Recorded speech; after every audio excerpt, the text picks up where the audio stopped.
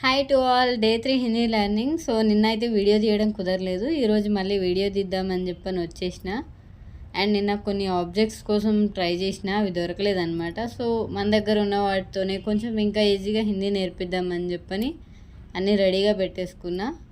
So ఈరోజు ఏంటి అంటే జ్యువెలరీ ఐటెం. ఫ్రూట్సే ఎప్పుడు చెప్పాలా, కొన్ని డిఫరెంట్గా చేంజ్ చేద్దామని చెప్పని ఈరోజు జ్యువెలరీ ఐటెం గురించి చెప్తున్నా. లేడీస్కి బాగా యూజ్ అయ్యేది. లేడీస్ని ఇంప్రెస్ చేయాలంటే బాగా నేర్చుకోవాల్సింది. ఎవరైనా హిందీ వాళ్ళని ఇంప్రెస్ చేయాలి అని అనుకుంటున్నారా మీరు?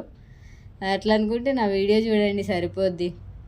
సో ఫస్ట్ వచ్చేసి చుడియా. చుడియా అంటే గాజులు ఇవన్నమాట.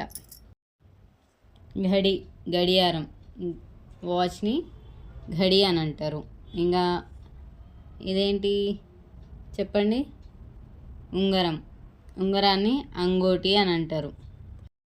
ఇంకా last but not least, last one వచ్చేసి ఇదేంటి? గోట్లు అని అంటారు. ఐడియా ఉందా?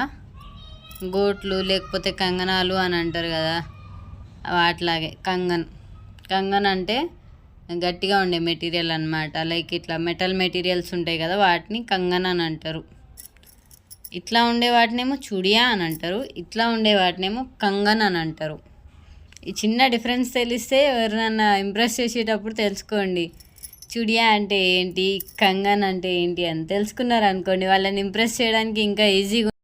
So that's it. Tata bye by for the day. మళ్ళీ రేపు ఇంకొన్ని వెరైటీస్ తెలుసుకుందాం. Tata bye bye guys.